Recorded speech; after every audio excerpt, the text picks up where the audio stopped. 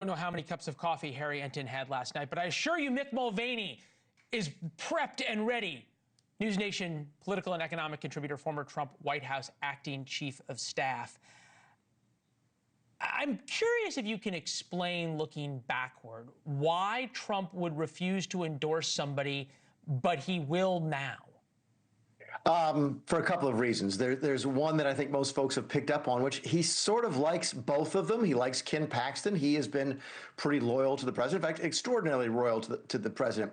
Cornyn, is not a typical MAGA sort of person, but he's not been bad for the president. So he does sort of have to choose between two people that he likes, which he doesn't really like to do. But here's the bigger issue. Trump didn't want to endorse somebody that might lose. And this was such a close race, he was afraid to sort of get involved early. So I think there's a combination of things. But you're right. You end up now here at the end where he's going to have to endorse one way or the other, because the bottom line is this. The Republicans really, really wanted Jasmine Crockett to win the Democrat primary last night because they figured either Paxton or Cornyn could beat her because she's thoroughly unelectable in the state of Texas. That didn't happen. James Talarico won. Some people think he has a chance to win Texas. I've heard the same thing about Beto O'Rourke several times going back a couple of years. But face it, Talarico is the more compelling Democrat candidate statewide in Texas. So now that the Republicans are probably worried that if they nominate Paxton, that he could lose to Talarico, whereas the conventional wisdom is that Cornyn would win. It's a tough spot for a president to be in. Yeah, it was also a tough spot that both of them, both Paxton and Cornyn, have been severely bloodied by a member of their own party. So even the voters who would normally show up for them are kind of turned off. I would be if I'd watched $100 million worth of ads saying how terrible the other person is. You bring up Talarico, who has come out to be this sort of Democratic wonder kid, much like Beto O'Rourke, covered that race, covered Beto's governor's race, and turning Texas blue is the one thing that Democrats can't give up. Here is James Talarico in Austin, Texas, a few months ago. Take a listen. Before we go further, I want to acknowledge that our trans community needs abortion care too. Defending trans Texans is something we have to do.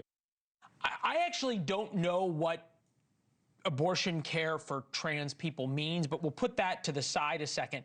The poly market right now, that's the betting markets, give him a 30% chance of winning the Senate race in Texas. How is it that someone who is on tape talking about trans abortion care as something that is important has a 30% chance to win the Senate race in Texas? Donald Trump, because the Democrats really, really, really hate Donald Trump, and they don't care who's on the other side of the aisle from him. They're going to vote for him in order to try and hurt Donald Trump. So, yeah, listen, I get it. Hold on, Mick. That 30%, though, is picking up, yes, huge Democratic turnout, but it's also picking up a middle that either is not going to turn out for the Republican or is going to vote Democratic for the guy who wants trans abortion care. How do you explain that? Yeah, no, yes and no. People don't switch votes. People don't switch from Republican to Democrat or Democrat to Republican very often. It happens a little bit, but not much. Really what happens when you get wave elections, and James Talarico is going to need a wave election to win in Texas, is that one side absolutely shows up and the other side absolutely does not. And that's why the guy's at 30%, is because of the turnout numbers last night.